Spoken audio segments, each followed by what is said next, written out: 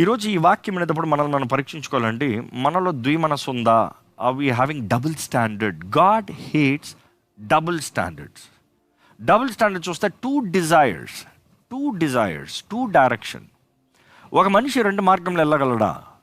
అసాధ్యం.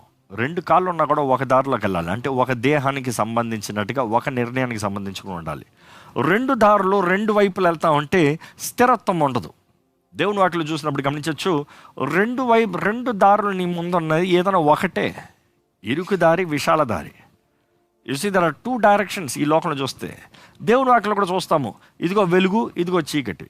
నువ్వు ఎందులోనో ఒక దాంట్లో రావాలి అనుకుంటానండి. ఈ డబుల్ స్టాండర్డ్ లైఫ్స్లో చూసినప్పుడు people keep running here and there complicated life. ఈరోజు చాలామంది ఒత్తిడిలోకి పోతానికి కారణం ఏంటంటే ద్విమనస్సులో ఉంటారు.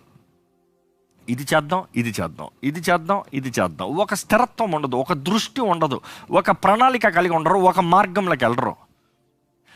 ఈ రకమైన మనసులు ఎలా ఉంటాయి అంటే, ఒక హృదయానికి రెండు యజమానులంట. ఎలాగా? ఎవరు సిరిని దేవుణ్ణి ఇద్దరిని సేవించలేరని దేవుని వాక్యం తెలియజేస్తుంది.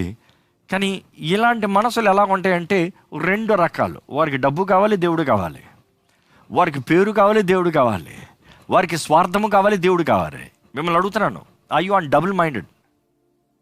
మీ హృదయంలో ఏంటి నిర్ణయించింది? మీ మనసులో ఏంటి మీ గమ్యము? మీ మనసులో ఏంటి మీరు కలిగి ఉన్న ఆశ? ఈరోజు ఎంతోమంది రెండు వాడల్లో కాళ్ళు పెట్టున్నారు ప్రయాణం చేస్తానికి. కుదరదు. దేవుడు వాక్యం తెలియజేస్తుంది, నువ్వు పరిశుద్ధులుగా ఉండాలని. ఈరోజు విశ్వాసాలు చూడండి ఎలాగంటారు, నేను పరిశుద్ధులుగా ఉండాలంటారు. అదే సమయంలో పాపాన్ని విడిచిపెట్టరు. పాపాన్ని విడకుండా పరిశుద్ధత ఎక్కడి నుండి వస్తుంది? ఈరోజు చాలామంది అంటారు, నాకు దేవుని వాగ్దానాలు కావాలంటారు. దేవుని వాగ్దానాలు అడుగుతారు, కానీ ఆ వాగ్దానాలను నడిచే బ్రతుక్కి సమర్పించుకోరు. ఈరోజు చాలామంది అంటారు, యేసు ప్రభువు నా రక్షకుడు అంటారు, కానీ పోరాటాలు వచ్చినప్పుడు దేవుని దగ్గర రాక మనుషుల దగ్గర పడతా ఉంటారు. ఈరోజు చాలామంది నాకు పరిశుద్ధాత్మ శక్తి కావాలంటూ ఉంటారు, కానీ ఎందరో వారు సొంత కంట్రోల్, వాళ్ళ సొంత నిర్ణయాలు, వారి సొంత ఆశలు, వారు అనుకున్నట్టుగా జీవిస్తానికి చూస్తూ ఉంటారు.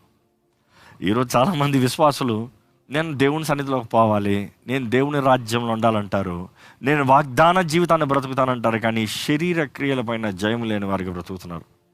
అంతెందుకు, వాక్యంలో చూస్తున్నాము, ఇశ్రాయేలీయులు వాగ్దాన భూమిలోకి వెళ్ళటానికి ఆశపడ్డారు, అడుగు తీశారు, కానీ వారికైతే ఐగుప్తు వారి నుండి పోలే. ఈరోజు మిమ్మల్ని అడుగుతున్నానండి, పునరుద్ధానపు శక్తికి మీరు సమర్పించుకుని పునరుద్ధానపు శక్తి ద్వారా జీవిస్తానికి ఆశపడుతున్నారా?